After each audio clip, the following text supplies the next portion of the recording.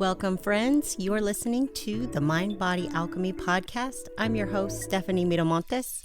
This is where intuition meets education in the realms of spirituality, fitness, mindset, and more, all to create lasting change.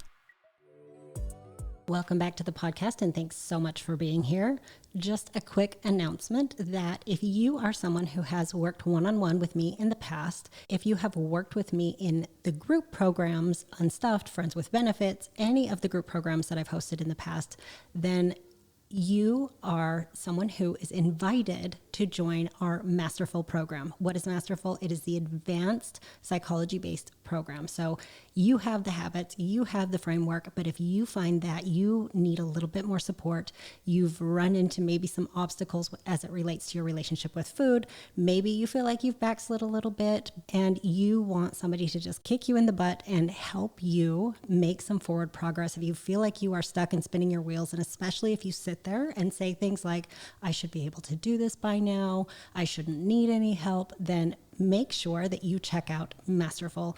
The doors to that will be opening next week. So if you are not on the email list, shoot me a message and I will make sure that you get all the information that you need. No obligation, of course. Now, Masterful is only for our advanced clients, meaning you already have to have the foundation of the habits behind you, coaching behind you in order to qualify for this program. However, if you are brand new to this message or you've been following along and you're looking for some coaching and support, know that we have options for you as well. All of that information is, of course, in the show notes. Let's move on to what we're going to be talking about today, which is how certain things that you could be thinking are killing your fat loss. And this is part one. I started coming up with the notes for this episode. I started really thinking about it. And by the time I was done writing all of this stuff down, typing it out, figuring it out, and how I wanted to communicate it with you, I realized that that was way too much information. Talk about overwhelm, overload. So we're going to break it down, a couple of episodes. And when I work with clients, we spend about 20% of our time talking about habits, talking about nutrition and the things that they're choosing to eat, and about 80% of the time or more on changing the way they are thinking about and talking to themselves, changing what they believe about themselves and about what is possible for them. You may be thinking, what does that have to do with fat loss? Isn't that all about what you're eating and how much you're exercising? And the reality is that's what you've been taught, and it makes sense. However, your mindset, the way that you're thinking is going to determine how you show up, the experience that you have, how long you can keep these behavioral changes up.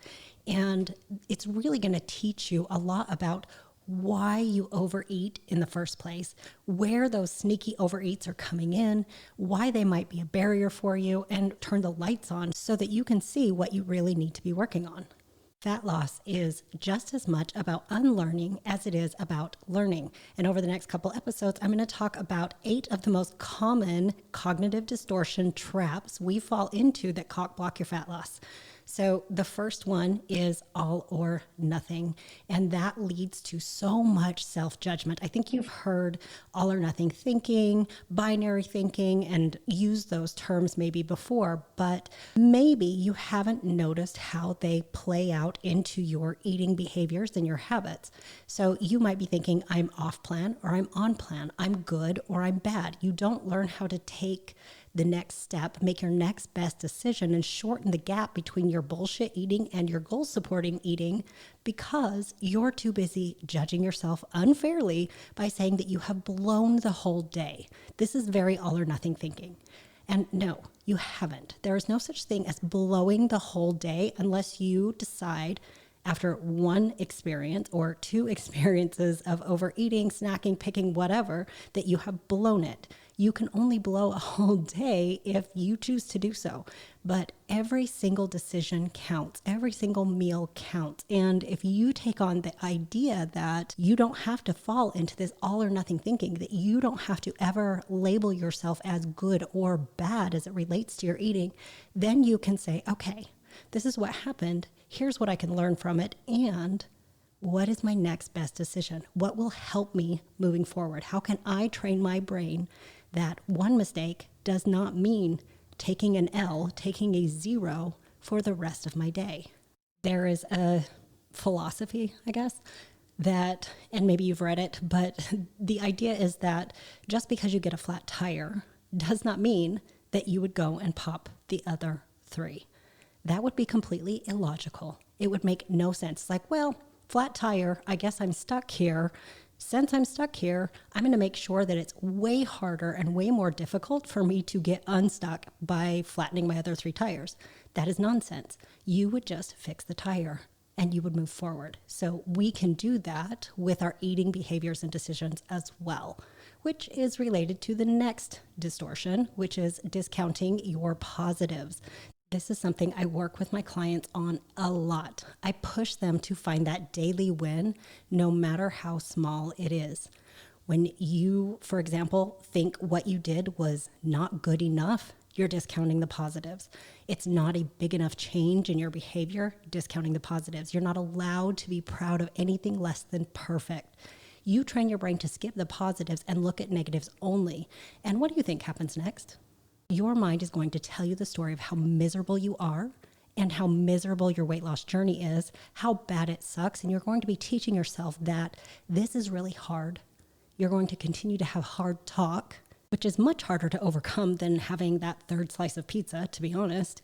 And because you are teaching yourself that this is really difficult, then anytime that you do something that is goal supportive, that you might think is positive or good, you discount that and think of it as an exception. You don't think of that as, this is who I am now, because your idea of this is, it's hard. I had to put a lot of effort in. It goes against everything that I know. It is not who I am. I don't trust myself to do it again and again and again. And so why bother?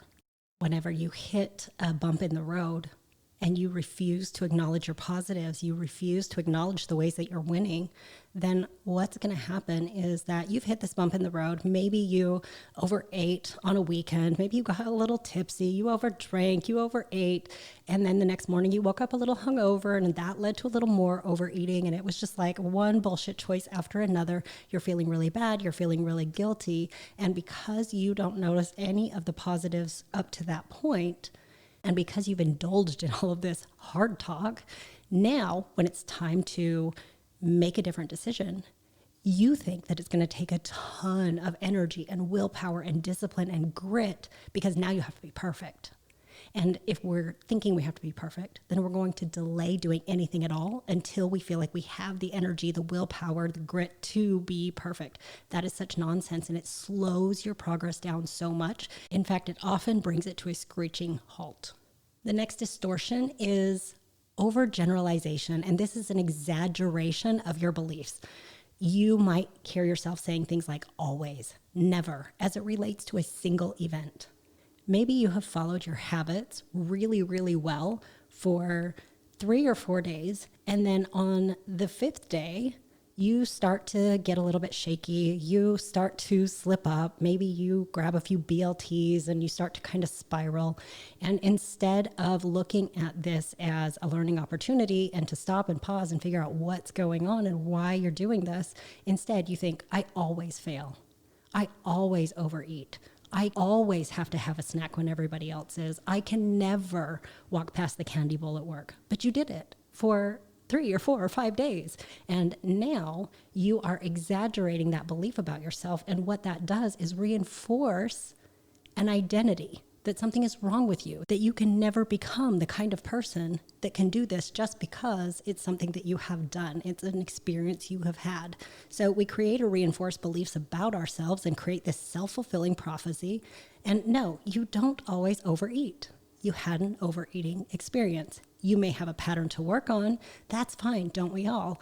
But the always and never thinking stops you from seeing the times you do have your own back and learning from them. And then it kills your confidence. It makes you feel like you can't climb out of this dark hole. The next thing is the shoulds. Thinking about what you have to do or what you should be doing instead of what you want to do and why you want to do it. Shoulds are lies. You won't consistently do the things that you should do. You'll rebel. Be honest about what you will and won't do so that you can discover whether or not you can figure out how to want to do it or how to get to your goal in a different way. When you're honest with yourself and you tell yourself the truth about, no, I shouldn't go to bed at 9 p.m. because I like to stay up until 10. And you keep begging yourself to go to bed at 9 so you can wake up at 5. And over, you keep breaking this promise to yourself. You just need to be honest with yourself and say, you know what? Chances are right now at this stage of my life, I am going to go to bed at 10. I'm just going to go to bed at 10. And then you can check in and see how that feels. If you think you should wake up early to work out and you keep hitting the snooze button, then you need to tell yourself that you won't get up in the morning to work out and ask yourself if there's any other time you could get a workout in. Maybe you'll learn that you think you have to exercise for an hour in the morning and that's the only hour that you have, and that's the only way to have an effective workout is if you have that full hour. When you tell yourself the truth about showing up for an hour in the morning, you might discover that you actually have 20 to 30 minutes during your lunch break or right after work or after you pick up the kids from school that you could squeeze in a workout consistently. Add up the damn minutes. 1 hour in the morning happening never, or 20 minutes 5 days a week. Of those two options, which the fuck do you think is going to help you get to your goal? I bet you it's not 1 hour happening never. Consistency beats intensity every single time. And when you tell yourself the truth about what you're willing to do and what you're not willing to do, then you can meet yourself where you are and you can take steps forward that are going to help you make the changes that you want to make, the changes that matter the most to you. So I want to know, which of these cognitive distortions are plaguing you? Which ones are holding you back? What do you see yourself in? What feels familiar to you? I would love to hear from you. So make sure that you hit me back and let me know. If you found this helpful, stay tuned for part 2 next week because I'm going to be taking down 4 more of these cognitive distortions that are getting in the way, preventing you from seeing the success that you are working so damn hard for. And chances are, if you are experiencing one of these, it is going to change some things for you. It is going to help you make a different choice, make a series of different choices. And my friend, that is how we find success. All right, that is all I have for you today. Again, lots of great stuff coming your way. Unstuffed, the group coaching program that helps you get your shit together, helps you overcome these cognitive distortions and get out of your own way because I know you have it in you. That program is opening at the end of April 22nd. So mark your calendars. Make sure you are on the email list. And if you join the interest list for Unstuffed, it is no obligation, meaning we are not going to hound you and make sure that you sign up. We're just inviting you to learn about the program and see if it's for you, see if it would meet your needs. And before the doors open, you'll get some really helpful, good stuff. So whether you join us or not, you're going to be able to get some information that might change your life, your relationship with food, if you just take it and apply it and do some work around it. If you enjoyed this episode, please do the cool thing by leaving a rating and writing a review for the podcast. It helps me so much more than you know. A no-cost way to support me in this work is to screenshot the episode, share it on social media, and tag me so that I can come by and say thank you. And if you have any questions or thoughts on this episode, ideas for future episodes, I want them, send them my way. Or you want to know how we can work together one-on-one, that is the most personal way that I will work with you. We will meet together every single week and work on your individual barriers to fat loss, to your health goals, to boundaries, to whatever it is that you feel is lacking, is standing in your way to success, because I promise you, you are capable. You have what it takes, but it may feel like to you something is missing. That's definitely how it felt to me. And it was amazing when I started to really see the transformation that came from shifting my mindset. It helped me shift the way I was eating, shift the way I was showing up for work, for my family, for my marriage, for my life, for everything. And the pieces came together. I know you've got this too. Whether you're reaching out to work with me or you just want to share your thoughts, my inbox is always open for you. All my contact information is, of course, in those show notes. I will see you next week. Bye.